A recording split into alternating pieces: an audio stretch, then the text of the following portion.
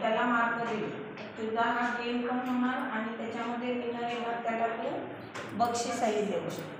म्हणजे मग ते अजून छान प्रकारे खेळणार. त्याच्यावर सर्कल आकाराचं काय काय असतं जसं आपण हो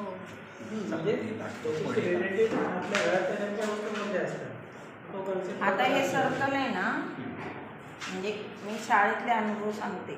जर मी सर्कल शिकवला आणि सर्कलचे तुमच्या आजूबाजूला दिसणारे वस्तू सांगा, ह्याच्यामध्ये काय होतं, मुलांची शोधवृत्ती वाढते. तर मुलं हे डोळ्याचं बुबुळ आहे का तिथपर्यंत जातात, विहिरीचा गोल आहे तिथपर्यंत जातात, चपाती तर कॉमन आहे, तवा पण कॉमन आहे, पण डोळ्यापर्यंत जाणं म्हणजे खूप शोधवृत्ती आणि खूप म्हणजे काय म्हणतात त्याला निरीक्षण क्षमता लागते. मग ती निरीक्षण क्षमता वाढणार, शोधवृत्ती वाढणार त्यांची. म्हणजे तुम्ही जे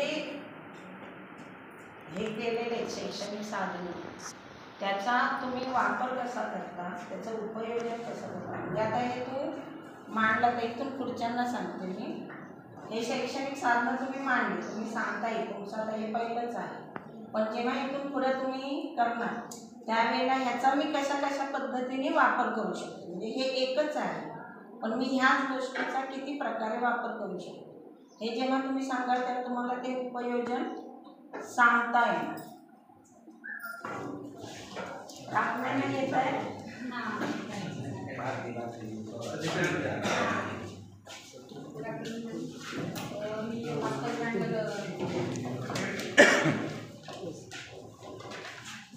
मास्टर ग्राइंडरचा अल्जेब्रिक सब्जेक्टमध्ये कसा उपयोग होतो ते अजून दाखवणार आहे. हा मास्टर ग्राइंडर आहे. मास्टर ग्राइंडरच्या दोन्ही साईडने 1 हा कंपल्सरी येतो आणि जे मधले नंबर आहेत त्याच्यावर 2 नंबरची ॲडिशन मिळून हा मधील नंबर येतो. तर 1 + 1 2 सेम तसंच खाली ॲडिशन करून जे नंबर येतात ते येतात. आणि याच्यात एक इंटरेस्टिंग अशी गोष्ट आहे की जर आपण आडवी ॲडिशन केली तर 2चा पहिला घात येतो आणि ह्या दुसऱ्या लाईनची ॲडिशन केली तर 2चा दुसरा घात येतो. असं 2चे घातांक येतात. सेम तसंच जर 11चा आपण पाहिला तर हा 11चा पहिला घात आणि हा 121 हा 11चा दुसरा घात. सेम तसंच खाली आपण किती विस्तार करू शकतो या नंबरपर्यंत. तर याचा अल्जेब्रिक इक्वेशनमध्ये कसा उपयोग होतो ते सांगते. तर मुलांना a + b² = a² + 2ab + b² म्हणजे सगळ्यांनाच माहिती आहे. तर त्याच्या पुढे जे मोठे इक्वेशन आहे ते माहीत नाही. तर त्याचा ह्यामध्ये उपयोग कसा केला जातो तर आता मी सांगते a + b⁴. तर a⁴ + b⁴ हे कॉमनली येणार आहे. इकडे a⁴ आणि लास्टला b⁴. जर मधले नंबर आहेत, हे खूप लॉंग प्रोसेस आहे, तर ती मुलांना लवकर लक्षात राहण्यासाठी तर काय करायचं तर ए बी कंपल्सरी मधल्या स्टेप्समध्ये आहे. तर a⁴ हा इथे 4 आहे, तर पुढच्या स्टेपमध्ये त्यात 1 मायनस करायचा, रेशो आला 3. त्याच्या पुढे 1 मायनस करायचा 2 आला. त्याच्या पुढे एक जोपर्यंत 1 घात येत नाही तोपर्यंत मायनस करायचं. सेम प्रोसेस बीची उलटी करायची. 4मधून -1 केला 3. तर अशी त्यांना आपण समजावू शकतो. तर याच्यातून याचा उपयोग काय होतो तर आपल्याला तिसरा घात येतो, पहिला, दुसरा आणि तिसरा. तर इथे जो नंबर आहे 1, तर हा 1 हा इथे a³ म्हणजे 1 कंपल्सरी असतोच. तर पुढे हा 3 इथे आपण राईट करू शकतो, म्हणजे a³ + 3ax² आणि हा 3rd स्टेपमध्ये आणि हा 1 4th स्टेपमध्ये, असं आपण त्यांना सोप्या पद्धतीने लक्षात राहून म्हणून दाखवू शकतो. आता हे सर्कल काढले, समजा असं बेसला 10 घेतले तर टोटल सर्कल किती होती? 11 नाही 5 घेतले टोटल. हां त्याची आता 5 घेतली बेसला, मग टोटल किती झाले? पहा किती आहेत हे सगळे का? हां सगळे सर्कल किती झाले? तसं 10 घेतल्यावर किती होते? 10 घेतले ते त्याच्यावर आपण वेगळा प्रश्न होता.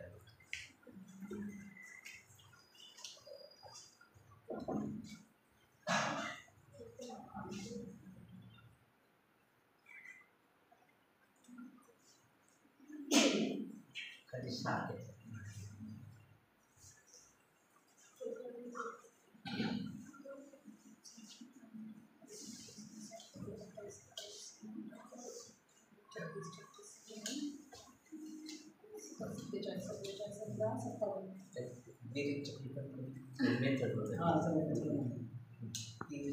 याला ट्रायंगल नंबर म्हणतात.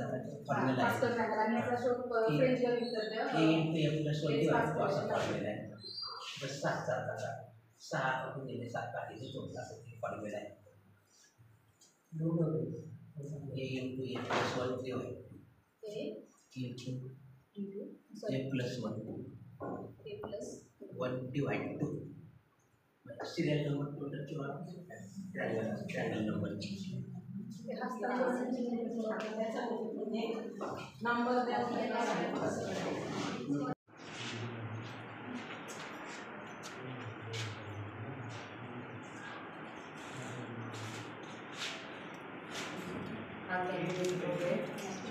सायन्समध्ये 8वीला रिफ्लेक्शन ऑफ लाईट म्हणून आहे विषयाने. आता हा कसा हे 3 प्लेन मिरर आहे आणि हे 3 प्लेन मिरर ड्रॉइंग करून बनवलेलं आहे. तिथं आपल्याला नंबर ऑफ इमेज किती मिळतात हे याच्यातून आपल्याला पाहायला मिळतं. सेम हाच मी 9वीत सुद्धा वापरू शकते. 9वीला रिफ्लेक्शन ऑफ लाईट आहे, नंबर ऑफ इमेज काढायचा फॉर्म्युला आहे n = 360/θ - 1. मग आता थीटा हा झाला सेम प्लेन मिरर आहे, म्हणजे हा झाला इक्विलॅटरल ट्रायंगल. इक्विलॅटरल ट्रायंगल एवढे अँगल इथे 60 डिग्री. 60 डिग्री येतं, मग इथं 360 फूट केला बाय 6 6 - 1 नंबर ऑफ इमेज 5. मग मी इथं लगेच त्यांना डेमॉन्स्ट्रेशन करून दाखवू शकते. मग आता तुम्ही इथं फिंगर जरी मूव्ह केलं तरी तुम्हाला फिंगरच्या 5 इमेज दिसतात. मग हे 8वीसाठी सुद्धा युजफुल होतं कॅलिडोस्कोप, जो की आपण रूम डेकोरेट करण्यासाठी वापरतो, फॅशन डिझाईनचं. मग याचं काय होतं, एकदा जी इमेज आपल्याला भेटली ती पुन्हा जशीच्या तशी इमेज भेटत नाही, त्याच्यात थोडासा बदल झाला. मग फॅशन डिझायनर काय करतात की ह्या बाजूने ह्या अँगल विचार करा, त्या अँगल विचार करा, मग कोणती आपल्यासाठी युजफुल आहे किंवा कोणतं परफेक्ट इमेज आहे त्याच्यासाठी हा कॅलिडोस्कोप म्हणून 8वीमध्ये शिकवला.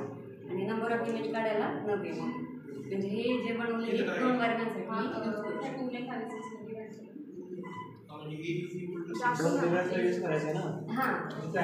चेंज करून दाखवण्यासाठी वाढवून. मग आता हे हा फॉर्मॅट फक्त 60साठी हो 60साठी 60साठी अँगल पण 30 मग तेव्हा मला वेगळे दाखवणार. पण याचा उपयोग 2 वेळा कसा करता येईल, एका उपकरणाचा उपयोग आपण 2 वेळा अशा पद्धतीने इकडून पाहायचं आणि समजा इकडं पेनचं कॅप वगैरे ठेवलं तर ते तेवढं image.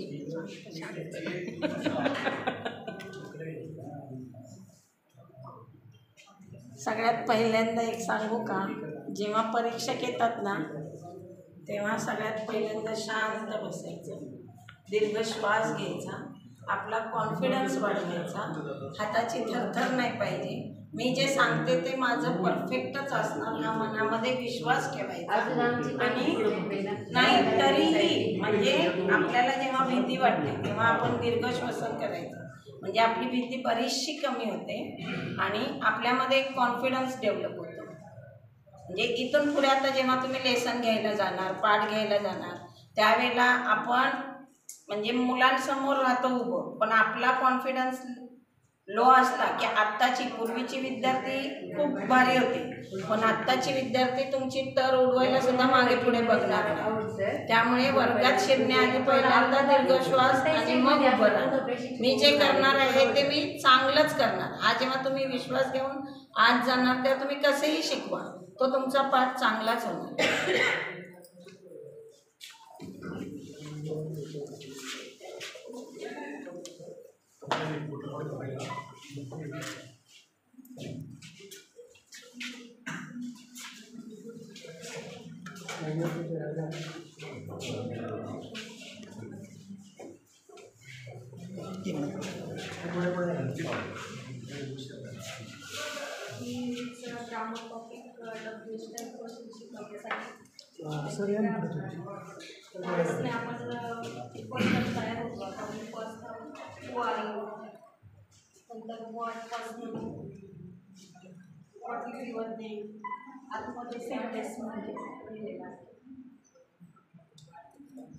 When can I see you?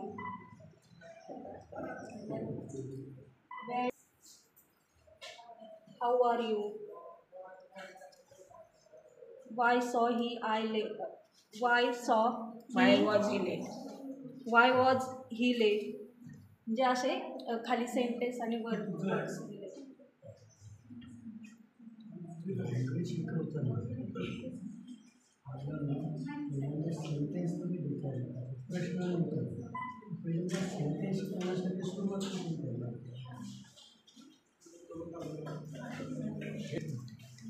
साधी साधी वाटतं तिथून सुरुवात करावी लागते. मुलांना शिकवताना स्टार्ट कुठं करायचं? एखादी लँग्वेज शिकवायला सुरुवात केली आपण, त्याची सुरुवात कुठून झाली पाहिजे? आता समजा त्यांना सेंटेन्स तयार करायला शिकवायचं, मग त्यांना आधी मराठी सेंटेन्स त्याची कसे आपण इंग्लिशमध्ये ट्रान्सलेट करणार ते शिकवणार. आता समजा आपल्याला काय तू आली म्हणजे तू कसं आहेस, मग तुला इंग्लिशमध्ये काय म्हणतात, कसा म्हणजे ते इंग्लिशमध्ये कसं करायचं ते शिकवणार. वाक्यरचना बनवायची सुरुवात कुठून करणार? पहिल्यांदा एखादी भाषा शिकतो तो पहिलं कोणतं असेल? टेन्स वगैरे हे डायरेक्ट क्वेश्चन हे डायरेक्ट प्रश्न आधी त्यांना टेन्स शिकवणार, म्हणजे पाच टेन्समध्ये हेल्पिंग केलं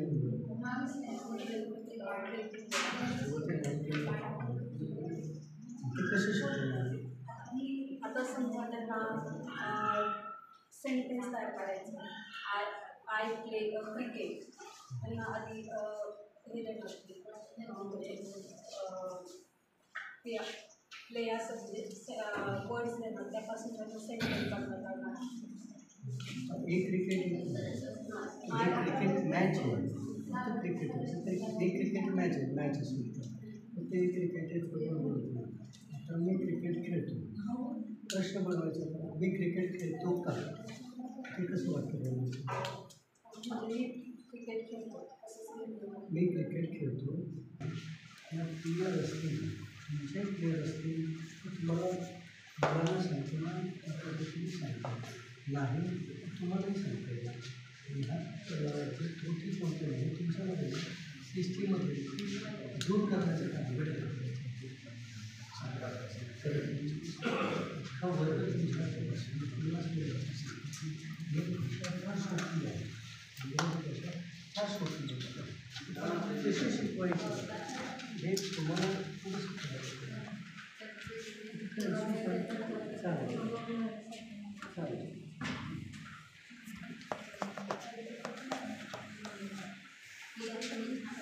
कशाचं करावं लागेल? आपल्याला जो चॅप्टर आहे त्याच्यासाठी मुलांना समजण्यासाठी मी मॉडेल तयार केलेलं आहे. याच्यामध्ये आपल्याला समजतं आहे मुलांना आपण किरण आणि रिफ्लेक्टेड रेज हे दोन दाखवायचे आहेत मला. मुलांना बऱ्याच वेळा light travels in straight line हा कन्सेप्ट कळत नाही आणि 3 नियम आहेत जे आपत्यांचे ते मुलांना कळत नाही. त्याच्यासाठी मी हे बनवलेलं आहे. तर हा साधा बॉक्स आहे, त्याच्यामध्ये मी हा ॲल्युमिनियम फॉईल लावला आहे जोही ट्रान्सपरंट असतो आणि एक काच लावलेली आहे मिरर. ही स्तंभिकाच्यासाठी हा एक कोन म्हणजे मुलांना लगेच समजावा की हा कोन आपल्याला मोजायचा आहे. Angle of incidence is equal to angle of reflection हे दाखवायचं असेल कसा पास होतं हे मी दाखवलं. तर आता आपल्याला माहिती आहे की कवडसा जो येतो धुळीकण असतात त्याच्यातून आपल्याला लाईट एकदम क्लिअर दिसते. म्हणून आता याच्यासाठी मी काय करते धूर तयार करते आतमध्ये बॉक्समध्ये.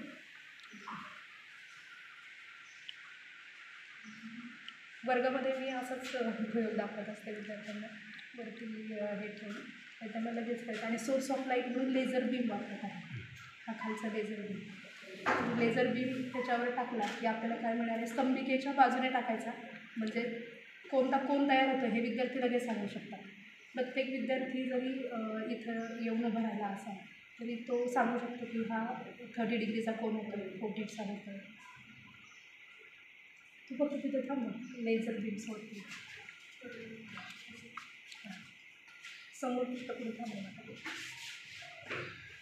तुम्ही इकडे थांबा म्हणजे दोघांच्या मध्ये लेझर बीम टाकणार समोर फक्त तुम्ही थांबा.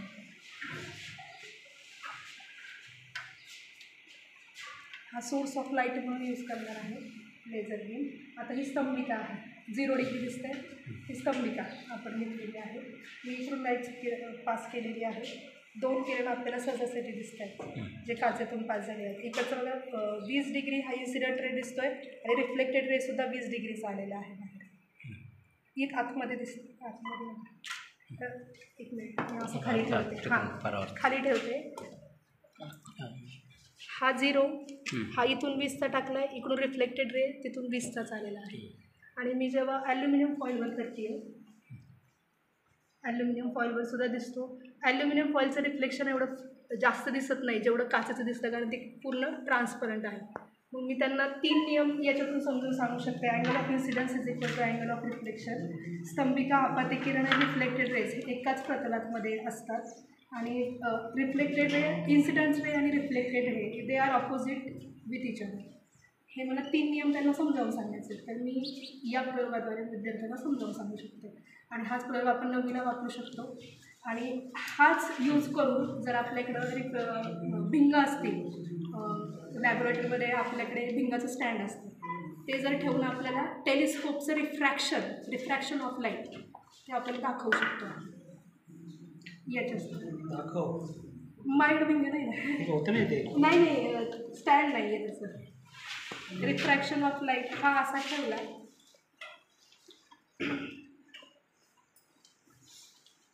याचा पण वापर तर काच आहे सर, भिंग नाही. असू दे, याचाही वापर करायचा. ती काच आहे सर. भिंगामध्ये पण येणार ना. हो पण ते भिंगाचं रिफ्रॅक्शन येतं, रिफ्लेक्शन नाही.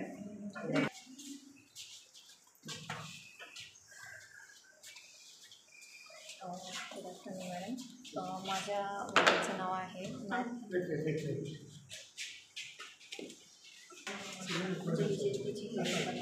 नाव आहे मॅथमॅटिक्स मॉडेल नंबर स्क्वेअर आणि क्यूब.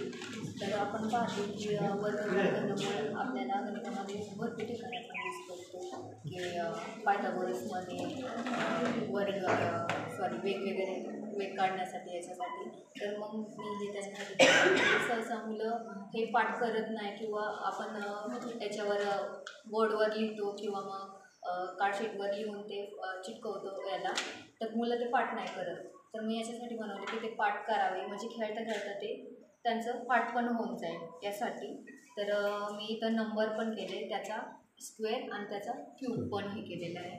तर हे असं फिरवल्यावर त्याचा नंबर स्क्वेअर आणि त्याचा क्यूब येतो.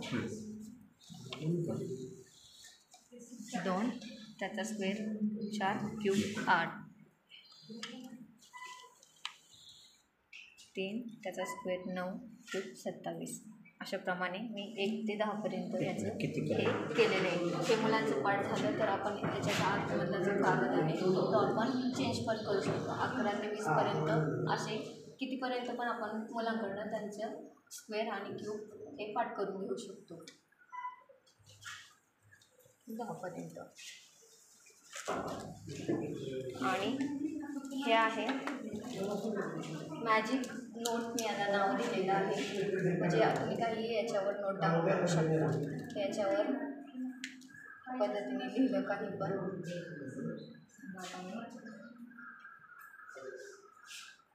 तर तुम्ही इझिली रफ पण करू शकता. याचं यूज मी हे मुद्दामून छोटं बनवले कारण की आपण हे कुठं पण घेऊन जाऊ शकतो. हे मोठ्या साईजमध्ये पण बनवू शकतो. आणि याच्यावर आपण मुलांकडनं, म्हणजे मी आमच्या स्टडी सेंटरमध्ये मुलांना हे बनवायला सांगितलेलं आहे. कारण की कधी कधी असं होतं की मुलं वही वगैरे जे आहे ते गणितं सोडून त्यांची पूर्ण भरून जाते. तर मग ते कारणं देत राहतात की आमची वही भरली, आम्ही नाही लिहिणार वगैरे असं तसं. तर मी त्यांच्याकडनं असं बनवून घेतले जेणेकरून ते गणितं याच्यावर सोडू शकतात, त्याची प्रॅक्टिस करू शकतात. हे मी छोटं बनवले, पण मुलांकडनं मी मोठ्या साईजचं A4 साईजचं तसं बनवून घेतलेलं आहे. हा पेन आहे व्हाईटबोर्डचा. हा नसेल तर तुम्ही मार्करनी पण ते हे करू शकता आणि पुसण्यासाठी साधा फडका वापरला तरी चालेल.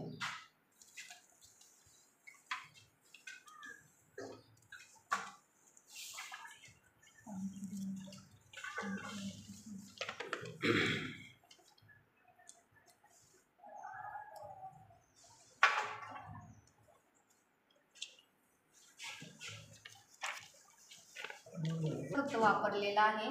आणि याच्या आतमधून जाड तुम्ही पुष्ट पण वापरू शकता. मी याच्यामध्ये कार्डशीट वापरलेलं आहे आणि व्हाईट पेपर वापरलेले आहे आणि याच्यासाठी म्हणजे काहीच खर्च आलेला नाही. घरी जे साहित्य आहे त्याच्यापासूनच बनवलेलं आहे. हे पण तसे फक्त मी कार्डशीट विकत घेतलेलं आहे 10 ते 15 रुपयाचा. बाकी हे सगळं साहित्य घरी अवेलेबल होतं आणि त्याच्यामध्ये मी बनवलेले आहे. म्हणजे कमी खर्चिक आणि मुलांना सहज उपयोगी पडेल असं आहे. नाव मॅजिक बोर्ड. आता 1 to 100चा बोर्ड म्हणजे मॅजिक बोर्ड का आहे हा, कारण याच्यावरून आपण खूप गोष्टी मुलांना समजून सांगू शकतो. तर फर्स्ट मी असं बनवलेलं आहे की याच्यामधून आपल्याला मुलांना ऑड नंबर जे समसंख्या आहेत ते आपल्याला मुलांना शिकवायचे आहेत. म्हणजे पटकन म्हणजे मुलांच्या एकदम निदर्शनात येईल आणि पटकन लक्षात येईल आणि मुलांना ग्रुपद्वारे किंवा दोघांना पुढे बोलवून ते त्यांना शिकवू शकते आणि ते लर्न करू शकतात, म्हणू शकतात आणि त्यांचं पाठांतर सुद्धा ह्याच्यातून होणार आहे. आणि ज्यावेळेस एक्झाम असेल त्यात घ्यायचे आणि नंबर आठवत नाही, एक इन्फॉर्म ते काय करतील की आज हा 4 डोळ्यासमोर आणतो जेणेकरून ते पटकन त्यांना आठवून जाईल. अशाच पद्धतीने मी इव्हन नंबरचा सुद्धा तो बनवलेला आहे. इव्हन नंबरसाठी अशा पद्धतीने आपण वापरू शकतो सेम याच्यासाठी. हो. त्यानंतर मला मुलांना शिकवायचं आहे की एकाच टेबलमध्ये मी मुलांना कशा पद्धतीने जास्तीत जास्त माहिती देऊ शकते. तर डिसेंडिंग ऑर्डर आणि असेंडिंग ऑर्डर म्हणजे चढता उतरता क्रम जर मुलांना मला शिकवायचा आहे तर मी अशा पद्धतीने हे दाखवून मुलांना चढता आणि उतरता क्रम जो आहे तो दाखवू शकते. हे असेल किंवा अजून दुसरीकडे कुठे सुद्धा आपण 1 to 100च्या याच्यावरती ॲडजस्ट करून तर अशा पद्धतीने गेमच्या फॉर्ममध्ये समजा 2 टीम बनवल्या आहेत. एकाने डिसेंडिंग ऑर्डर सांगायची, एकाने असेंडिंग ऑर्डर सांगा आणि जे विनर असेल ते म्हणजे ॲटलीस्ट आपण एक गेमच्या फॉर्ममध्ये आणि त्यांना ते कन्सेप्ट पण खूप छान पद्धतीने क्लिअर होऊन जाईल. त्यानंतर बऱ्याचदा मुलांना मी म्हणजे पाहिलेलं आहे, इव्हन माझ्या मुलाच्या बाबतीत सुद्धा, की त्यांना बिफोर नंबर्स आणि आफ्टर नंबर्समध्ये कन्फ्युजन होतं, लिहिताना त्यांना येत नाही. मग अशा पद्धतीची चार्ट्स आणि मुलं घरीसुद्धा अशा पद्धतीने पालकसुद्धा त्यांचे गेम्स अशा पद्धतीने घेऊ शकतात, त्यांची रिव्हिजन होऊ शकते. या बिफोर नंबर आहे, त्यानंतर अशा पद्धतीने आफ्टर नंबर्स आहे किंवा बिटवीन नंबर शिकवायचा असेल तर अशा पद्धतीने आपण त्याचा यूज करू शकतो. त्यानंतर म्हणजे एकाच चार्टवरती आपण खूप साऱ्या गोष्टी मुलांना इव्हन घरीसुद्धा पालक अशा पद्धतीचे चार्ट्स जे आहेत ते मुलांना शिकवू शकतात. अविभाज्य संख्या आहेत, ज्या स्कॉलरशिपच्या एक्झाम आहेत, मंथनच्या वगैरे एक्झाम आहेत, तर त्याच्यामध्ये हे जे आहेत ते आपल्याला पटकन मुलांना आठवत नाही. मग ते काउंट करायचं, मग त्याच्यामध्ये कशाला भाग जात नाही. तर एक डोळ्यासमोर हे सतत जर डोळ्यासमोर अशा पद्धतीने त्यांच्या सतत डोळ्यासमोर राहिलं, लर्न झालं तर ते एक्झाममध्ये पटकन त्यांना क्लिक होणार आहे. तर अशा पद्धतीची अविभाज्य संख्या आपण त्यांना सांगू शकतो. त्यानंतर लास्ट जे आहे ते याच्यामध्ये मी हा बनवलेला आहे. हा जो आहे तो एक लॉजिकल म्हणू शकतो आपण त्याला. लॉजिकल म्हणजे आपल्याला मंथनच्या वगैरे एक्झाम आहेत, स्कॉलरशिपचे एक्झाम आहेत, त्याच्यामध्ये अशा पद्धतीचे स्क्वेअर दिलेले असतात आणि इथे कुठेतरी क्वेश्चन मार्क दिलेला असतो. तर हे मी याच्यासाठी बनवलेलं आहे की या तिन्हींची बेरीज म्हणजे या तिन्हींची बेरीज आणि या तिन्हींची बेरीज जी आहे ती सेम असते. मग इव्हन तुम्ही कोणत्याही याच्यावरती इथे कोणत्याही याच्यावरती तुम्ही ठेवा, या तिन्हींची बेरीज आणि या तिन्हींची बेरीज सेम आहे. अशा पद्धतीने मुलांना एक त्याच्याबद्दलचं म्हणजे एक त्यांना जास्तीत जास्त त्यांच्यात निर्माण व्हावी याच्या दृष्टीने मी हे बनवलेलं आहे. अजूनही याच्यामध्ये खूप साऱ्या आपण वर्गसंख्या असतील किंवा घनसंख्या असतील, वर्गमूळ असतील, घनमूळ असतील किंवा अजून वेगवेगळ्या गोष्टी याच्यामध्ये आपण ह्या बोर्डच्या साहाय्याने साध्य करू शकतो. म्हणून मी याला मॅजिकल बोर्ड असं नाव दिलेलं आहे की याच्यातून आपण खूप साऱ्या गोष्टी मुलांना सांगू शकतो. आता अगदी आहे रेडी आहे टेबल कितीचा तयार आहे असं एका चोळीत त्या याच्यामध्ये दाखवल्या जातं. माध्यमातून आपण मुलांना दाखवू शकतो आणि गेमच्या माध्यमातून हे सगळं त्यांच्या कन्सेप्ट किंवा जे आहेत ते क्लिअर होतील. पण पालक हे घरीसुद्धा बनवून आपल्या मुलांचं ते घेऊ शकतो. तो म्हणजे मुलं खेळता खेळता गेम खेळता खेळता ते त्यांचं ज्ञान वाढू शकतं. माझं नाव शेजूपुरम सावया, BA फर्स्ट इयर. माझे मेथड आहे इंग्लिश आणि भूगोल. तर आपण 7वीच्या वर्गात मुलांना चंद्रकला शिकवत असतो. मग मुलांना शुक्ल पक्ष आणि कृष्ण पक्ष यामध्ये गल्लत खूप जास्त होत असते. मग कुठल्या चंद्र कसा दिसला म्हणजे तो कुठल्या पक्षात आहे हे मुलांना लवकर समजत नाही. मग एक तर पंधरवाडा असतो, अमावस्येपासून तो पौर्णिमेचा काळ आणि पौर्णिमेपासून तर अमावस्येचा काळ. आणि तो 15 वाडा शिकवत असताना अजून कृष्ण पक्ष किंवा शुक्ल पक्ष येत असतं आणि ते शिकवण्यासाठी मी हे साहित्य तयार केलं आहे. तर आता हे जे सर्कल दिसतं तो आपला चंद्र आहे. तर हा ब्लॅक कलरमध्ये दिसतोय म्हणजे आज अमावस्या आहे. मग आता ह्या चंद्रकला दाखवत असताना आता हा आज प्रतिपदा, द्वितीया, तृतीया, चतुर्थी, पंचमी, षष्ठी, सप्तमी, अष्टमी, नवमी, दशमी, एकादशी, द्वादशी, त्रयोदशी, चतुर्दशी आणि पौर्णिमा. तर मग आता हे आणि तसंच आपण ही जर पट्टी आपण मागे खेचली तर आपण पौर्णिमेपासून तर अमावस्येतच काळ दाखवू शकतो. तर त्यासाठी परत प्रतिपदा, द्वितीया, तृतीया, चतुर्थी, पंचमी, षष्ठी, सप्तमी, अष्टमी, नवमी, दशमी, एकादशी, द्वादशी, त्रयोदशी, चतुर्दशी आणि अमावस्या हा काळ दाखवू शकतो. पण मुलांची गल्लत केव्हा होती की ज्यावेळेस कृष्ण पक्ष कशाला म्हणायचा आणि शुक्ल पक्ष कशाला. इव्हन की आपल्यासुद्धा म्हणजे बऱ्याच जणांची गल्लत होती. पण आपण एक छोटी गोष्ट मुलांना सांगू शकतो की हा कृष्ण कसा असतो काळा. मग आता जर हा आहे पौर्णिमा म्हणजे पूर्णचंद्र. पण मग आता पौर्णिमेपासून आता आपण अमावस्येकडे जाणार आहे म्हणजे काळ म्हणजे चंद्र कमी होत जाणार आहे आणि रात्र काळ होत जाणार आहे. म्हणून आपण त्याला जसं कृष्ण काळा असतो तसं हे इकडं हे आलं म्हणजे आता कृष्ण पक्ष येतो. आपण हे मुलांना असं शिकवू शकतो. किंवा मग आता पौर्णिमा आहे पण आता चंद्र पूर्ण होणार आहे किंवा मग आता आकाशात पूर्ण आपले व्यवस्थित पूर्ण चंद्र दिसणार आहे त्याला आता आपण शुक्ल पक्ष म्हणू शकतो. असं आलं असतं. आता हा जो गोल आहे अच्छा म्हणजे प्रतिपदा, द्वितीया, तृतीया. तर हा जो आहे की नाही इथे तू याचे 15 भाग केले असते आणि ह्याचे 15 भाग केले असते. तर ते मुलांना म्हणजे खेळायला आणि समजायला. आता तू जेव्हा हे तू जाते तेव्हा ते तुझ्या ह्याने जाते प्रतिपदा, तृतीया अशा आहे. पण जेव्हा तू प्रॉपर करते त्यावेळेला तो प्रॉपर मार्किंग त्या बॉर्डरला आहे. ती मार्किंग ते नाव लिहायचं मार्किंग म्हणजे ती गल्लत होणार आहे परफेक्ट येईल ती आणि त्या लेवलला ती जेवढी चंद्रकोर असेल त्याप्रमाणे ते म्हणजे हा जो सर्कल आहे ह्या सर्कलला इथे तू 15 मार्किंग पहिला मधला घेतला अर्धचंद्र आणि मग इथून असं प्रॉपर मार्किंग केले ना तर मग त्या कला बरोबर मार्किंग आणि ते नाव तिचे दोन टाकले सप्तमी अष्टमीला असं निम्मा असे सर्कल आणि मुलांना म्हणजे इंटरेस्टिंग खेळण्यासारखं सुद्धा होऊ शकतं. आणि हे शिकवल्यानंतर मुलं रोज आकाशात निरीक्षण सुद्धा करू शकतात की किंवा त्यांच्या एक तर कलाने एक आज अर्धा तरी दिसतोय निदान त्यांच्या मनाने सांगू शकतात सप्तमी किंवा अष्टमी आहे किंवा पूर्णचंद्र दिसल्याच्या नंतर सांगतात आज पौर्णिमा आहे किंवा ज्या दिवशी चंद्र काळ आकाश मुलं सांगू शकतात की आज अमावस्या आहे. त्याच्यात जोडीला बाजूला पण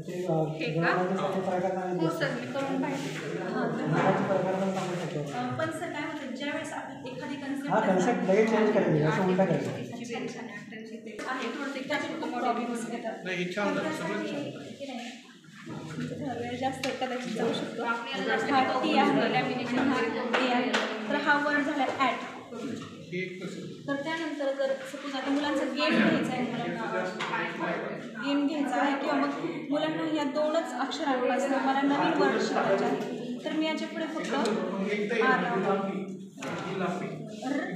साऊंड सुद्धा मुलांना आपण शिकवू शकतो की जे लॉंग टर्म मुलांना ध्यानात राहतात. रॅट त्यानंतर फक्त दुसरा एखादा मुलगा आहे त्याने फक्त एफ लावला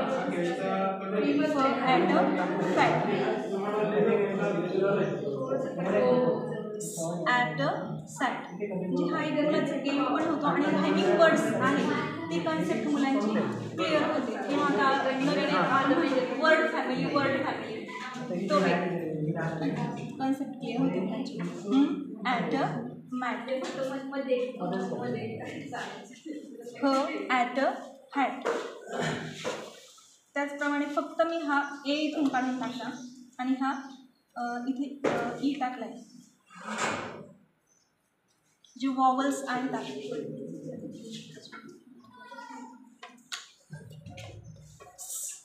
एट सेट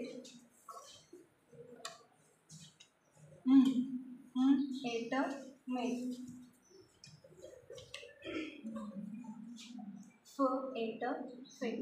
मुलांचे रायमिंग वर्ड्ससुद्धा खूप लवकर लक्षात पण राहतात आणि समजून पण जातात. मुलं म्हणजे हसण्या खेळण्यातून आपण त्या पद्धतीने मुलं नवीन नवीन शब्द ते स्वतः बनवतात. जे आपण वेगळे वेगळे बनवू शकतो. आय जे पण आहे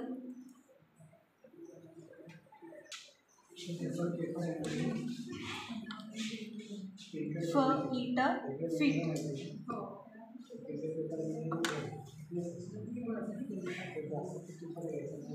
इट सीट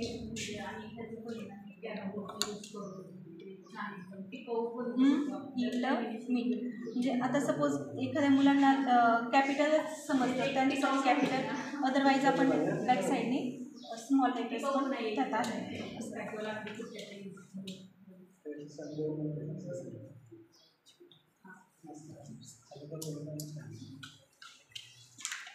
तिकडे नाही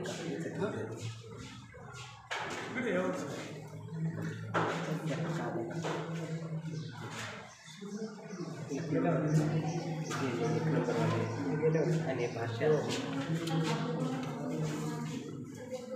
भाषा नाही, गणित हो चढता उतरता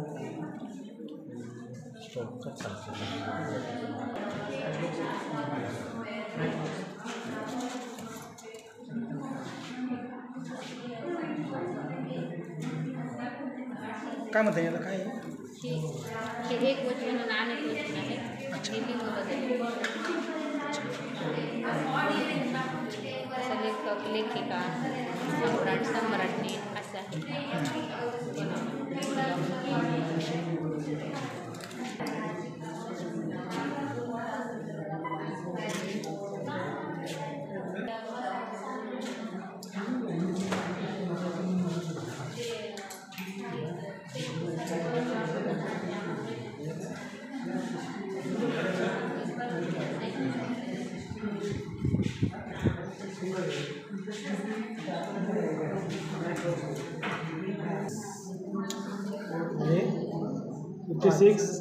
पुढचा अंक कोणता असणार? इमेजिंग 67.